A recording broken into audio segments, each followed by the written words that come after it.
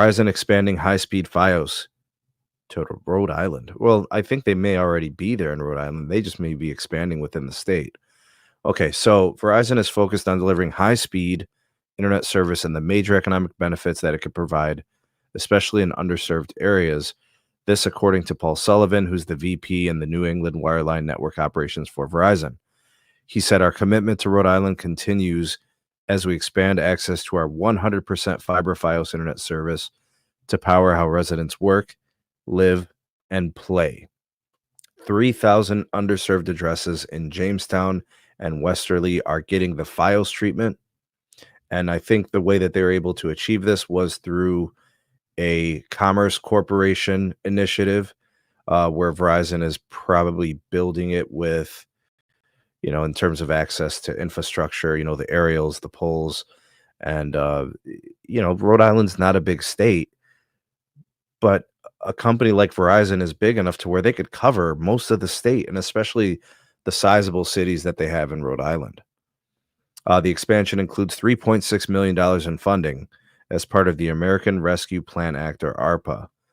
Fast fiber broadband service to residents in underserved parts of the state.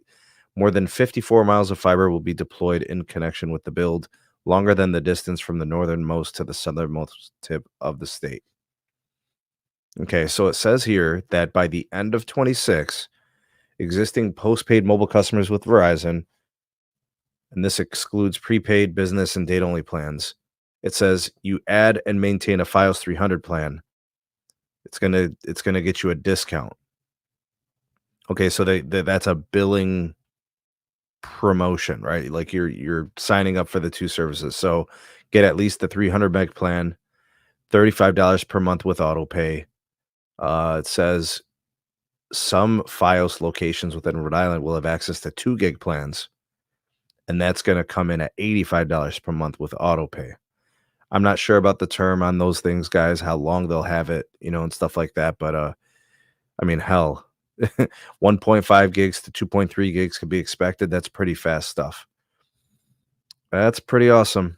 Good for those folks, man. And by the way, we got to stop the notion that FiOS doesn't grow, right? Like, I get it. It doesn't grow fast. It's not that type of growth, but like they're adding tens of thousands of passable addresses very regularly. Every time we get like a quarterly update or an annual update, we see, hundreds of thousands of addresses passed, and you get a deepening of the FiOS build, right? So, I mean, it needs to be properly framed.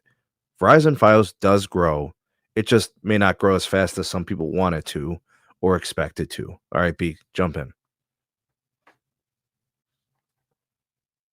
Yeah, this is really good. Good for the people in Rhode Island. In Rhode Island. Good for Verizon. It's definitely a competitive win for them. I think, if I'm not mistaken, they won 2 out of the 3 bids in that particular state, so that's great for them.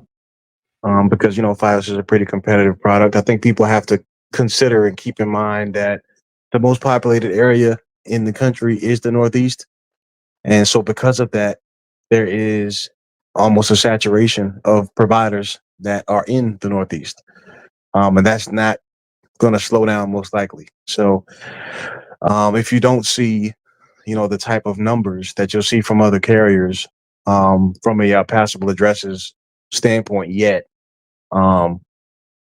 just keep watching, because clearly FiOS is continuing to expand, which is a good thing. I think we've spoken on that before, Sneed. I know I definitely have on this podcast. That's something that's going to continue, and this is evidence of that. And then you also have the Frontier deal as well. So now they're available, I think, in 31 states, as long as everything gets approved, and I don't see why it wouldn't. We're talking about 31 states that have access to a fiber to the prim product from Verizon. So very, very good for that company to continue to be aggressive with respect to its build. Clearly, it's competitively priced as well. So good for the consumer.